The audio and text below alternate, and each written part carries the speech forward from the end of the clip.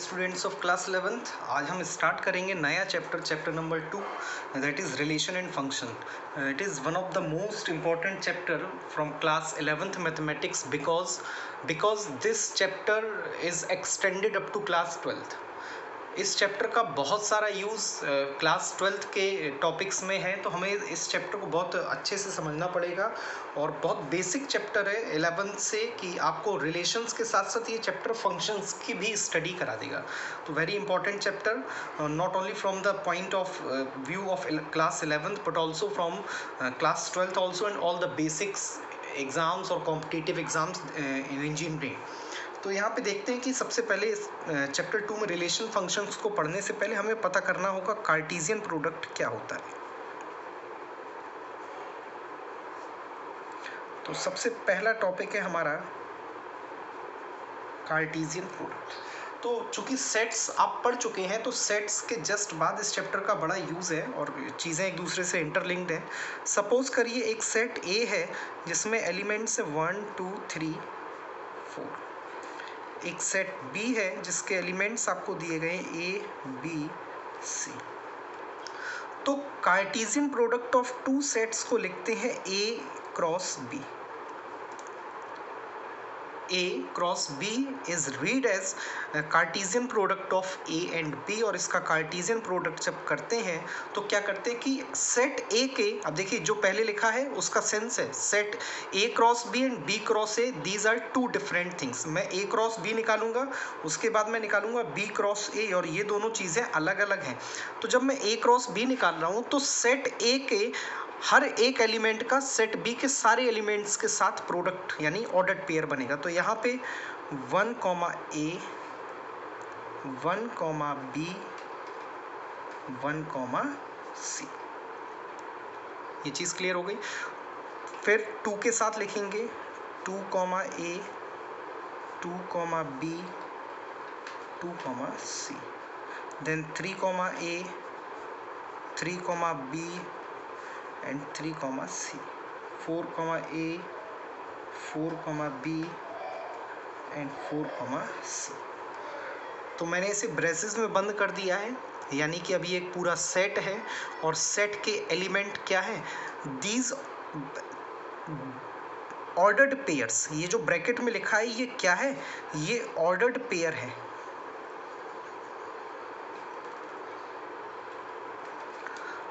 और ordered pair का पहला एलिमेंट ये है और दूसरा एलिमेंट ये है। और यहाँ पे आप ये नहीं कहेंगे कि 1 belongs to A cross B, नहीं, आप कहेंगे 1 A belongs to A cross B। अब ये एक एलिमेंट है, ना कि इसके अंदर दो एलिमेंट है।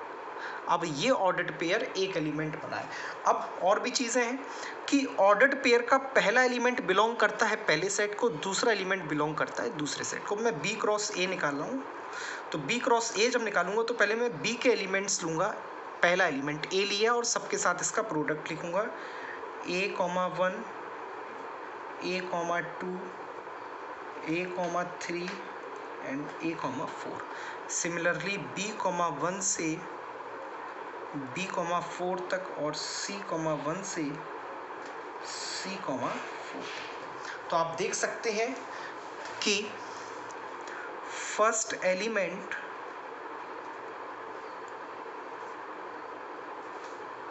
ऑफ ऑर्डर्ड पेयर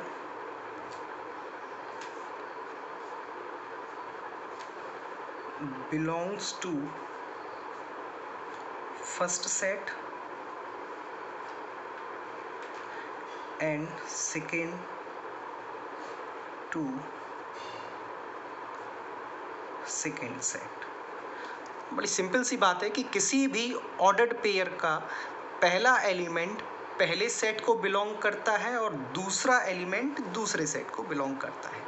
इतनी चीज़ क्लियर हो गई है।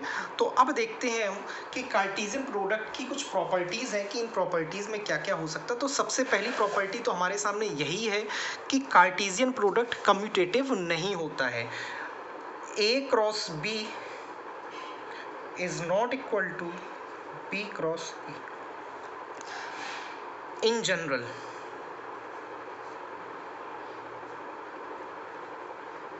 हो भी सकता है कब, A cross B equals to B cross A होगा if set A equals to set B.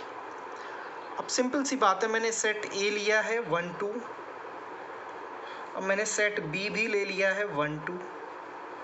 तो अब चाहे यहाँ पे ए क्रॉस बी निकालिए आप, चाहे बी क्रॉस ए निकालिए, वो दोनों क्या आने हैं, इक्वल ही आने हैं। तो ऐसी कंडीशन में आपके मैं कह सकता हूँ कि कार्टेशियन प्रोडक्ट इक्वल होते हैं। अब जरा और चीज़ें देखते हैं कि अगर आपके सेट ए में if set A is having n elements and set B is having m elements,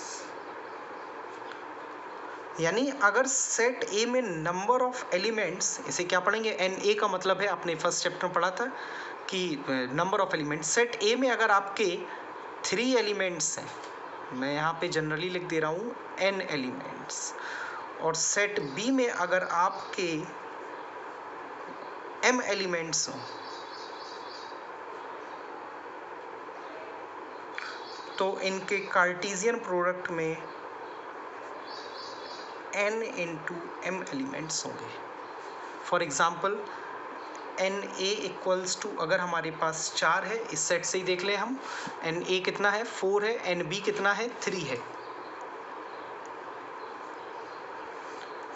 तो एन ए क्रॉस बी कितना होगा 12 होगा, यानी 12 एलिमेंट्स होंगे। चेक कर लीजिए क्या 12 थे, 1 2 3 4 5 6 7 8 9 10 11 12। अब एन बी क्रॉस ए में भी उतने ही एलिमेंट्स होंगे, क्योंकि आप चाहे m इंटू एन करें चाहे n इंटू एम करें, रहेगा वो 3 इंटू 4 या 4 इंटू 3 इक्वल्स टू 12। यानी नंबर ऑफ एलिमेंट्स जब फाइंड करेंगे तो चाहे वो ए क्रॉस बी हो चाहे बी क्रॉस ए हो, वो दोनों सेम रहने हैं। तो ये था डियर स्टूडेंट्स कार्टेशियन प्रोडक्ट के लिए कुछ कॉन्सेप्ट्स की, कार्टेशियन प्रोडक्ट कैसे निकालते हैं, कब ये बराबर होते हैं, इनकी कुछ प्रॉपर्टीज़ थी कार्टेशियन प्रोडक्ट की। तो आपको अभी कार्टेशियन प्रोडक्ट को समझना है कि कार्टेशियन प्रोडक्ट में कम्यूटेटिविटी क्यों अप्लाई नहीं होती है, और होती है तो कब होती है, सेट में कितने एलिमेंट्स हों, दूसरे सेट में कितने एलिमेंट्स हों, तो कार्टेशियन प्रोडक्ट में कितने एलिमेंट्स निकलेंगे, ये सारी चीज़ें मैंने आपको यहाँ पे समझा दी हैं। आप थोड़ा एनसीईआरटी से देखिए, और कल के टॉपिक में हम थोड़ा और आगे बढ़ेंगे, इन्हीं चीज़ों को कंटिन्यू करेंगे, इसी चैप्टर को कंटिन्यू करेंगे।